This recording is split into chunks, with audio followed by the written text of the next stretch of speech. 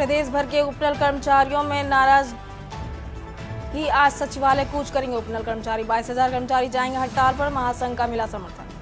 प्रदेश में 38वें राष्ट्रीय खेलों के लिए उत्तराखंड तैयार। 28 जनवरी से 14 फरवरी तक होगा आयोजन। सफल आयोजन के लिए 5 समितियों का गठन। खेल विशेष प्रमुख सचिव ने कहा, हमारी तैयारी 100%। केदारनाथ में रात में पारा माइनस। कड़ाके की ठंड के बीच पुनर्निर्माण कार्यों ने पकड़ी रफ्तार। जुटे 700 मजदूर। बद्रीनाथ में 13 नवंबर से शुरू होगी पंच पूजाएं। कपाट बंद होने से पहले सभी प्रक्रियाएं की जाएंगी पूरी। 17 नवंबर को होंगे कपाट बंद। SIS भर्ती 2023 सुरक्षा गार्ड सुपरवाइजर और अधिकारी पदों के लिए आवेदन शुरू। 10वीं और 12वीं पास युवाओं के लिए शानदार मौका। सुरक्षा गार्ड सुपरवाइजर के पदों से आवेदन।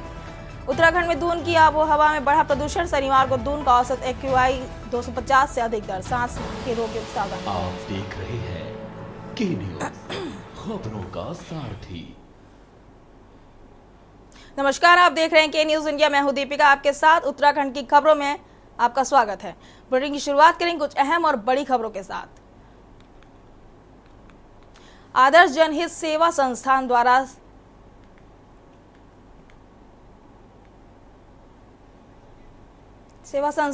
श्री हरिचंद गुरुचंद मंदिर में मेडिकल कैंप लगाया गया। एंकरी गदरपुर से श्री श्री हरिचंद गुरुचंद मंदिर प्रांगण में आदर्श जनहित सेवा संस्थान द्वारा मेडिकल कैंप लगाया गया, जिसमें भूतपूर्व असिस्टेंट प्रोफेसर सुशीला तिवारी, अस्पताल के MBBS medicine super specialist doctor Abhishek Gupta मुख्य अतिथि के रूप में कार्यक्रम का शुभारंभ किए तथा डॉक्टर गुप्ता ने बताया कि आज जिस प्रकार से उत्तर भारत में शुगर लाइलाज बीमारी है, सही रूप में इलाज न होने का कारण परिवार में सभी लोगों को शुगर एवं ब्लड प्रेशर की बीमारी हो रही है। इसका इलाज संभव है अगर खान पान का ध्यान दें व प्रतिदिन सुबह उठकर एक्सरसाइज करें, टाइम से डॉक्टर की सलाह के अनुसार दवाई लें तो शुगर कंट्रोल होने की संभावना है। संस्था के अध्यक्ष प्रसन्नजीत मालिक ने बताया कि हम लोग गरीब लोगों को सेवा करते हैं। हमारे पास सभी प्रकार के डॉक्टर हैं। हमारी संस्था लोगों को निःशुल्क दवाई वितरण करते हैं। हम लोग उत्तर प्रदेश, उत्तराखंड के विभिन्न प्रांतों में जाते हैं।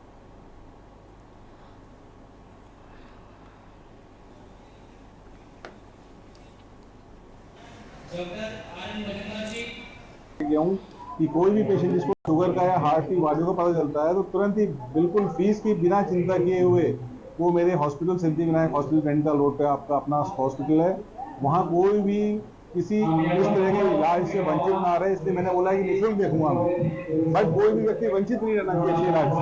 अच्छे इलाज में सबको इलाज है और सभी को इलाज मिलेगा, बिल्कुल कोई गरीब इससे छूटा नहीं रहेगा।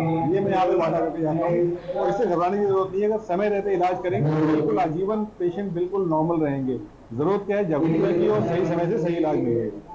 काम छोड़ के, अपना परिवार छोड़ के, अपना स्वार्थ छोड़ के लोगों के लिए करने के लिए साल में, पूरे साल भर, महीने में 1-2 कैंप ऐसे हर शहर में, हर जगह पे लगाते हुए आ रहे हैं पूरे देश में और देश के कोने कोने में। इसलिए बहुत बहुत धन्यवाद और आभार मैं व्यक्त करना चाहूंगा आदर्श जनहित सेवा समिति का, और सबको मैं नमन करना चाहूंगा, प्रणाम करना चाहूंगा। और क्योंकि हरिचांद गुरुचांद धर्म मंदिर में इस समय हम लोग खड़े हैं, तो हरिचांद ठाकुर, गुरुचांद ठाकुर, गोपाल महाराज जी और विवेक महाराज जी के श्री चरणों में ही प्रार्थना करूंगा कि आदर्श जनहित सेवा समिति जो है वो दिन दुगनी रात चौगनी तरक्की करे और सभी का परिवार और सभी का जीवन उज्ज्वलित हो, आलोकित हो, आनंदित हो। अब रुक कर लेते हैं अगली खबर का। अगली खबर हमारी उत्तराखंड से है, जहां निकाय चुनाव के लिए सभी राजनीतिक दलों की तैयारियां तेज हो गई हैं। इसी कड़ी में कांग्रेस मुख्यालय के देहरादून में कांग्रेस नेताओं की बड़ी बैठक आयोजित की गई। कांग्रेस प्रदेश उपाध्यक्ष सूर्यकांत धस्माना की अध्यक्षता में हुई इस बैठक में निकाय चुनाव की तैयारी और आगामी रणनीति पर मंथन किया गया। कांग्रेस प्रदेश उपाध्यक्ष सूर्यकांत धस्माना ने कहा कि पार्टी निकाय चुनाव के लिए पूरी तरह से तैयार है। उन्होंने सरकार पर निशाना साधते हुए कहा कि राज्य सरकार निकाय चुनाव हार के डर से नहीं करा रही है। वहीं बीजेपी प्रदेश महामंत्री आदित्य कोठारी ने कांग्रेस के इन आरोपों का खंडन करते हुए कहा कि सरकार निकाय चुनाव के लिए तैयार है। आपको बता दें कि प्रदेश के 100 नगर निकायों का 5 वर्ष का कार्यकाल पिछले साल 2 दिसंबर 2023 को खत्म होने के बाद इन्हें प्रशासकों के हवाले कर दिया गया था। इसके बाद धामी सरकार ने जून 2024 में 3 माह के लिए प्रशासकों का कार्यकाल बढ़ा दिया था, जिसके बाद प्रशासकों का यह कार्यकाल सितंबर माह में पूरा हो रहा था।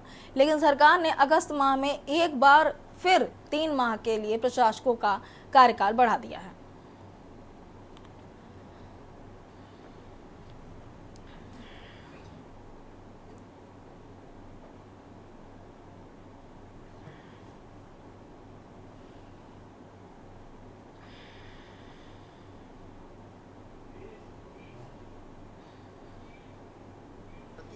पार्टी निकाय चुनाव को लेकर के पूरी तरह से तैयार है और जैसे ही राज्य चुनाव आयोग के द्वारा कार्यक्रम की घोषणा की जाएगी हम लोग उसी शेड्यूल के अनुसार, उसी क्रम के अनुसार अपनी तैयारियां करेंगे और हम हर समय चुनाव के लिए तैयार हैं। तो आज जो बैठक है उसमें निकाय चुनाव जो आगामी है उसके बारे में हम लोग चर्चा कर रहे हैं, क्योंकि निकाय चुनाव लगातार सरकार टाल रही है और सरकार अगर एक बार फिर चुनाव टालती है, 10 तारीख को हाई कोर्ट में उसको जवाब देना है, तो पार्टी तय कर रही है कि हम कैसे सड़कों पर उतरें, सरकार को मजबूर करें कि चुनाव कराएं। हम लोग उसकी तैयारी में हैं। पूरे शहर के अंदर तमाम व्यवस्थाएं जो नागरिक सुविधाओं से जुड़ी हुई हैं वो लगातार ध्वस्त होती जा रही हैं। अब जनप्रतिनिधि नहीं है, पार्षद नहीं है, हमारे मेयर नहीं है, तो जब जनप्रतिनिधि नहीं होंगे तो गली की, मोहल्ले की, नाली की, सड़क की, खंबे में लगे हुए लट्टू की, इनकी कौन समस्या सुधारेगा? तो समस्याएं सुधार नहीं रहे और पूरे राज्य के अंदर इस समय जो लोकल बॉडी, जो सबसे निचले स्तर की सरकार होती है, पहली सरकार होती है, वो सरकार गायब है। वहीं अगली खबर नैनीताल से, जहां मंदिर माला मानसक खंड मिशन के तहत 11 करोड़ की लागत से नैना देवी मंदिर का सौंदर्यीकरण के साथ ही मंदिर के आसपास मौजूद 13 दुकानों को अन्यत्र शिफ्ट किया जाना है। योजना के तहत पंथ पार्क से मंदिर तक फुटपाथ समेत विभिन्न कार्यों को बेहतर किया जाएगा। मंदिर परिसर में अतिरिक्त जगह के लिए आसपास की दुकानें व अन्य पुराना निर्माण हटाया जाएगा। इस कार्य के लिए लोनीवी को कार्यदायी संस्था बनाया गया है। आज लोनीवी टीम ने नैना देवी मंदिर के समीप चल रहे सौंदर्यीकरण के कार्यों का निरीक्षण किया। निरीक्षण के दौरान दुकानदारों ने लोक निर्माण के अधिकारियों से उक्त स्थान पर ड्रेनेज सिस्टम ठीक करने के साथ ही सीवर लाइन को दुरुस्त करने का सुझाव दिया, ताकि बारिश के दौरान पानी भरने की समस्या से निजात मिल सके। चार्ट पार्क निरीक्षण, इसके लिए टेंडर प्रक्रिया भी पूरी कर ली है। लोक निर्माण विभाग के ई रत्नेश सक्सेना ने बताया कि नैना देवी मंदिर के सौंदर्यीकरण के लिए 11 करोड़ का बजट स्वीकृत हुआ है, जिसमें 7 करोड़ रुपए से मंदिर सौंदर्यीकरण का काम किया जा रहा है। सौंदर्यीकरण कार्य परियोजना की गुणवत्ता और समय पर पूर्णतः सुनिश्चित करने को सभी आवश्यक कदम उठाए जाएंगे।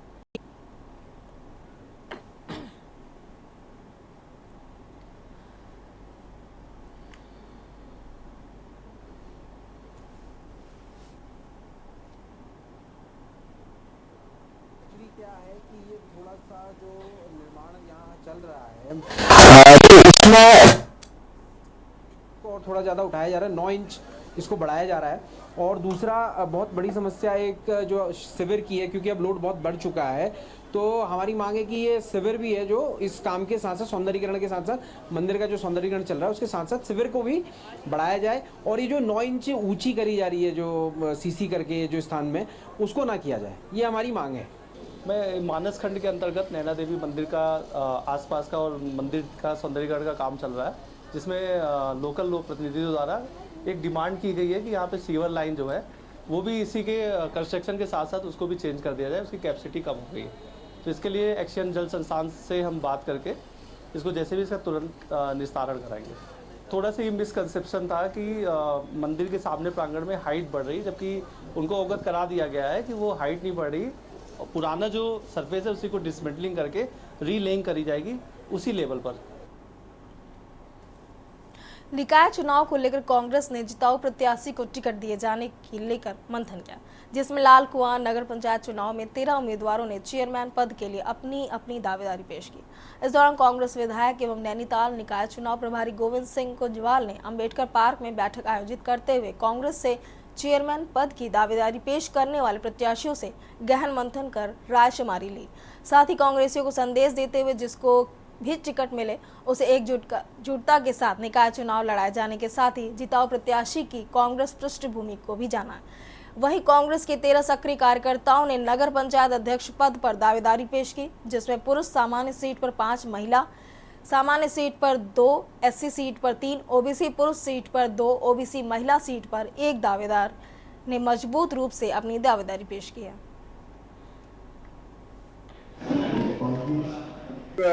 लालकुआ नगर पालिका के दावेदारों की अभी यहाँ पर हम लोग सूची बना रहे हैं। इससे पहले हम लोगों ने हल्द्वानी महानगर की मीटिंग करी, उससे पहले नैनीताल, भीमताल, भवाली, कालाडूंगी सभी नगर पालिकाओं में जाकर के हमने अपने प्रत्याशियों को चयन किया है। और निश्चित रूप से कार्यकर्ताओं के अंदर एक बहुत उत्साह है, बहुत जोश है और कार्यकर्ता बढ़ चढ़ कर इसमें भागीदारी कर रहे हैं। और निश्चित रूप से जैसा हम मानते हैं कि आज देखिए सरकार जो है वो चाहे वो नगर निगम के चुनाव हो, चाहे वो छात्र संघ के चुनाव हो, चाहे वो किसी प्रकार के चुनाव हो, चाहे सेक्रेटरी के चुनाव हो, वो हर चुनाव को छुपाने से डर रही है। इसका मतलब है कि सरकार जानती है कि उसे जनता के हित में कोई भी काम नहीं किया है, जनता के हितों से हमेशा उन्होंने एक खेल खेला है और जनता उनसे आज निश्चित रूप से पूरी तरीके से रूठी हुई है और वे सब जानते हैं और इन सब चीजों को जानते हुए वो लोग चुनाव नहीं करवाना चाहते हैं। और निश्चित रूप से जिस तरीके से कांग्रेस के कार्यकर्ताओं की बढ़ चढ़कर भागीदारी हो रही है और बढ़ चढ़कर वो अपनी दावेदारी को पेश कर रहे हैं, तो इससे लगता है कि कांग्रेस में नया उत्साह है। और अगर जब चुनाव होता है तो सभी नगर पालिकाओं और नगर पंचायतों में और नगर निगमों में मैं समझता हूँ कि नैनीताल जिले में कांग्रेस का परचम। मेरी रणनीति कुछ नहीं है, मैं जन्मजात कांग्रेसी हूँ, निष्ठावान कार्यकर्ता हूँ कांग्रेस का आज भी,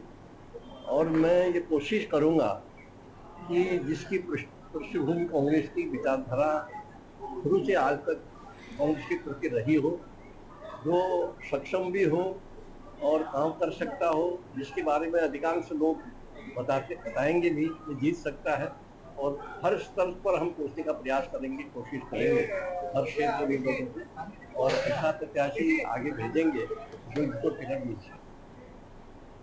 खबरों का सिलसिला बना रहेगा। रुकते हैं यहाँ छोटे से ब्रेक के लिए। ब्रेक के बाद आपका एक बार फिर से स्वागत है। अगली खबर हम आपको बता रहे हैं, मुख्य वन संरक्षक कुमाऊं डॉक्टर विनय भार्गव व डीएफओ तराई पूर्वी वन विभाग हल्द्वानी हिमांशु बांगरे ने खटीमा दौरे पर पहुंचकर सीमांत वन क्षेत्रों का दौरा किया। इस मौके पर दोनों अधिकारी वन अतिथि गृह सभागार खटीमा में स्थानीय पत्रकारों से बातचीत की, जहां उन्होंने बताया कि उनके दौरे का मुख्य प्रयोजन सीमांत क्षेत्र की वन रेंजों में वन्य जीव सुरक्षा हेतु किए जा रहे कार्यों का निरीक्षण करना है। वहीं उन्होंने बताया कि अतिवृष्टि काल में सुरई तथा खटीमा रेंज में गिरे पेड़ों का भौतिक निरीक्षण कर गणना की जा चुकी है, जिनके कटान हेतु निगम की जिम्मेदारी दी जाएगी।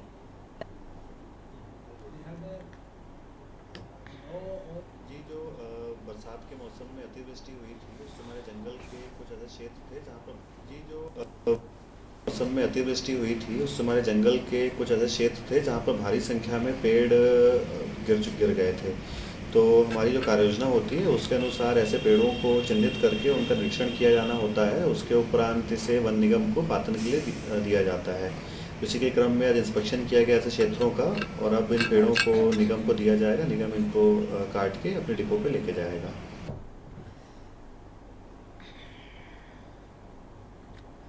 वहीं अगली खबर उत्तराखंड से है, जहां स्वास्थ्य सेवाओं की हर दिन के सोशल मीडिया पर चर्चा हो रही है, लेकिन शासन प्रशासन सुनकर भी चुप्पी साधे बैठे रहता है। ताजा मामला जनपद पौड़ी कोट ब्लॉक के बसंतपुर सरकारी अस्पताल का है, जिसमें पहले भी कर्मचारियों की ड्यूटी से नदारद होने की शिकायत स्थानीय लोक विभाग व शासन तक चुके हैं, लेकिन इन निकम्मे कर्मचारियों पर न जाने क्यों शासन मेहरबान है।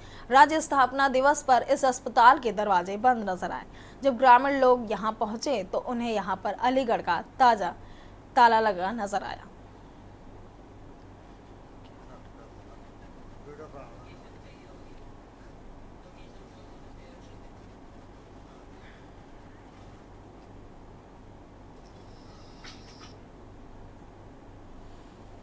आप सभी को मैं बताना चाहता हूं कि आज बहुत ही एक शर्मनाक जो वाक्य जो है हमारे राजकीय प्राथमिक जो चिकित्सा केंद्र है बसंतपुर में वहाँ हुआ है।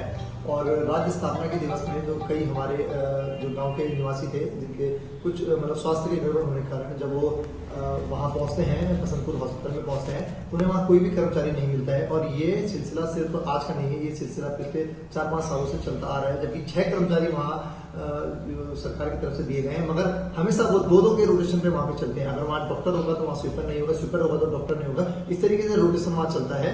और अभी मैं सूचना ये भी प्राप्त हुई है कि कुछ दिन पहले भी इसमें जो है एक कंप्लेन की गई थी, 4-5 तारीख का भी एक वाक्य है कि उसमें एक बार पहले भी ये जो है ये काम हो चुका था कि पेशेंट वहाँ पे गए मगर डॉक्टर की वहाँ पे कोई उपस्थिति नहीं थी, कोई वहाँ पे फार्मासिस्ट नहीं था। जो फार्मासिस्ट आज आ भी रहे हैं वो 1-1 साल बाद आ रहे हैं, जो वहाँ के क्षेत्रीय निवासी थे वो निवासी आज के डेट में उन्हें पूछ रहे हैं कि आप कौन हो, क्योंकि 1 साल जो है उनका कार्यकाल होने के बावजूद भी क्षेत्रीय जो जनता है उन्हें उनके बारे में पता भी नहीं है कि कौन है। तो इसमें जो है कड़ी से कड़ी कार्रवाई होनी चाहिए। अगली खबर कुटीदार से है, जहां हिंदूवादी संगठनों ने अवैध मस्जिदों और मजार के खिलाफ मोर्चा खोल दिया है। जूना अखाड़े के संत यतीम परमानंद सरस्वती ने एसडीएम कुटीदार को एक ज्ञापन सौंपा है, जिसमें उन्होंने अवैध मस्जिदों और मजारों को हटाने की मांग की है। साथ ही उन्होंने चेतावनी दी है कि यदि तय समय पर इनको नहीं हटाया जाता है तो फिर वह अपने स्तर से इनके खिलाफ कार्रवाई करेंगे। अधिकार से हम पिछले 2 वर्ष से जानकारी इकट्ठा कर रहे थे। सूचना के अधिकार से जो नगर निगम ने हमें जानकारी उपलब्ध कराई, उससे यह सिद्ध हुआ कि कोटद्वार में संचालित अधिकतर मस्जिदें अवैध रूप से बनी हुई हैं। उनका कोई प्रमाण यहाँ पर उपलब्ध नहीं है, तो उसको तोड़वाने के लिए हमने आज यहाँ पर ज्ञापन दिया है।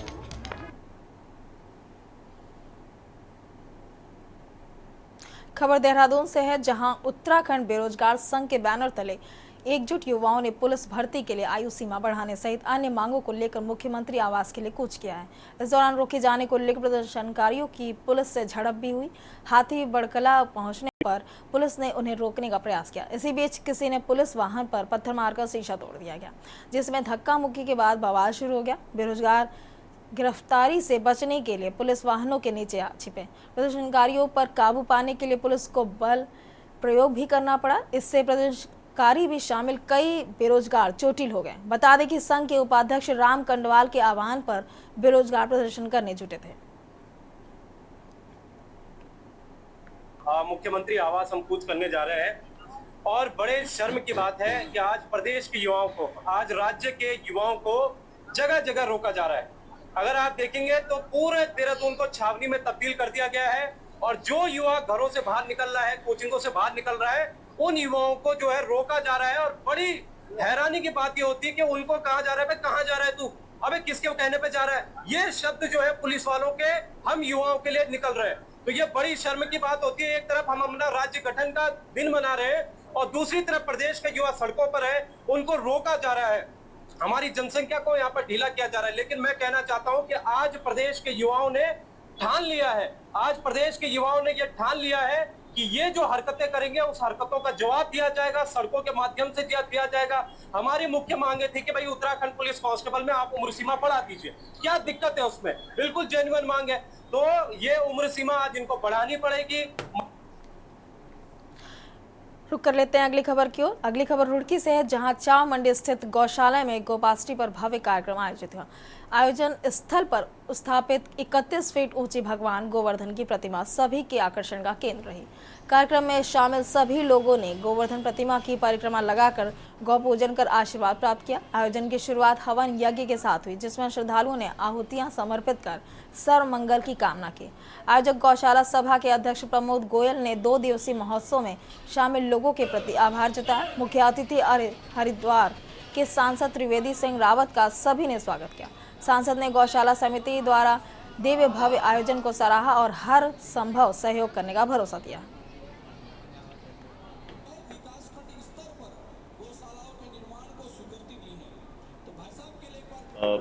आज गोपाष्टमी का उत्सव है। मैं आपके चैनल के माध्यम से सभी देशवासियों को गोपाष्टमी की शुभकामनाएं देता हूं। आज प्रतिवर्ष की भांति जैसे पिछले लंबे समय से गोपाष्टमी के दिन यहाँ गौशाला सभा चाव मंडी रुड़की में गौ पूजन के साथ और गोवर्धन जी की प्राण प्रतिष्ठा के साथ ये कार्यक्रम शुरू होता है। जैसे पीछे की ओर आप देख भी रहे होंगे कि 31 फीट के गोवर्धन जी महाराज की प्रतिमा यहाँ गोबर से निर्मित की गई है। बहुत ही सुंदर प्रतिमा का निर्माण होता है, जिसे प्रतिवर्ष मैं कहना चाहूँगा कि ये जो कार्यक्रम है, ये गोपाष्टमी उत्सव है, ये आज के दिन क्या था कि भगवान कृष्ण जो थे, जब पहले यशोदा मैया से उन्होंने कहा कि मैं जो हूँ गायों को चराने चाहता हूँ, तो पहले तो मना कर दिया था यशोदा मैया ने कि नहीं, तो उन्होंने अपना एक खाना पीना बंद कर दिया, थोड़ा हट पे आ गए। तो नंद बाबा ने उन्होंने कहा कि ठीक है, इसको जाने दो, करने दो, क्यों, उन्होंने कहा कि बहुत छोटा है, इसको चोट लग सकती है। तो उन्होंने फिर उनको जब जाने के लिए आज्ञा दे दी। गौशाला में हमें 15 साल हो गए हैं गोपाष्टमी का उत्सव मनाते हुए, और गोपाष्टमी से पहले दिन चित्रकला प्रतियोगिता में करीब 400 बच्चे सभी स्कूलों से आते हैं और वो गाय बछड़े का चित्र बनाते हैं। उन्हें आज पुरस्कार भी दिया है, जो सर्वोच्च अच्छे 10 बच्चे आए हैं, 30 बच्चों को पुरस्कार भी दिया है। और गोपाष्टमी का उत्सव जो है, ये हमारी गौ माता जो है,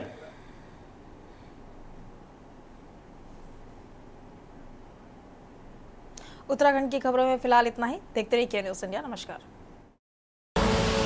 आप देख रहे हैं के न्यूज, खबरों का सारथी।